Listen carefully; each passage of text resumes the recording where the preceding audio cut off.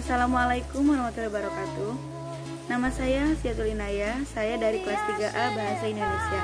Di sini saya akan mempresentasikan tentang silabus.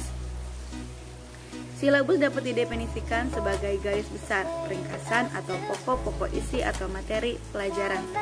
Silabus adalah salah satu komponen perangkat pembelajaran dari rencana pembelajaran pada satu kelompok mata pelajaran dengan tema tertentu yang mencakup standar kompetisi dasar materi, pembelajaran, indikator, alokasi waktu, dan sumber belajar yang dikembangkan setiap satuan pendidik. Yang kedua, manfaat yang dihasilkan dalam pembuatan silabus. Bermanfaat sebagai hal yang utama yang menjadi sumber acuan dalam menyusun rencana pelaksanaan pembelajaran, atau yang bisa kita kenal dengan RPP. Guru lebih mudah memetakan variasi pembelajaran yang akan dituangkan ke dalam RPP. Harus dicapai oleh siswa. Guru lebih mudah dalam merancang bentuk-bentuk penilaian setiap indikator yang akan dicapai. Agar pengembangan silabus dapat dilakukan oleh setiap satuan pendidik tetap berada dalam bingkai pengembangan kurikulum nasional, maka perlu memperhatikan prinsip-prinsip pengembangan silabus. Terima kasih. Wassalamualaikum warahmatullahi wabarakatuh. Saya di sini akan melanjutkan presentasi dari Siatul Inayah. Pengertian dan prinsip perkembangan silabus. Istilah silabus dapat didefinisikan sebagai garis besar, ringkasan, atau pokok-pokok isi atau materi pelajaran.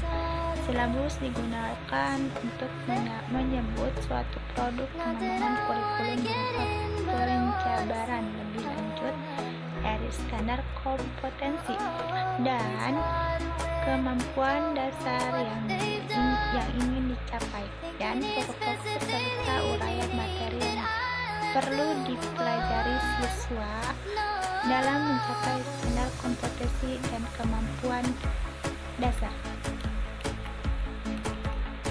Silabus adalah rencana pembelajaran pada suatu kelompok mata pelajaran dengan tema tertentu yang mencakup standar kompetensi dasar.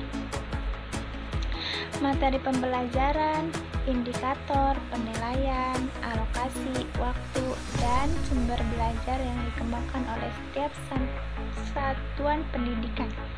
Ini juga termasuk ke dalam administrasi guru di sekolah. Prinsip perkembangan silabus diserahkan sepenuhnya kepada setiap satuan pendidik, khususnya bagi yang sudah mampu melakukannya. Oleh karena itu, setiap satuan pendidik diberi kebebasan dan keleluasaan dalam mengembangkan silabus sesuai dengan kondisi dan kebutuhan masing-masing, agar pengembangan silabus yang dilakukan oleh setiap satuan pendidikan tetap berada dalam bingkai pengembangan kurikulum nasional.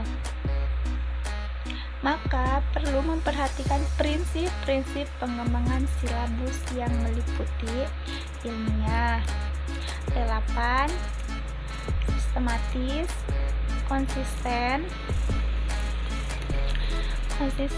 menyeluruh, fleksibel, aktual,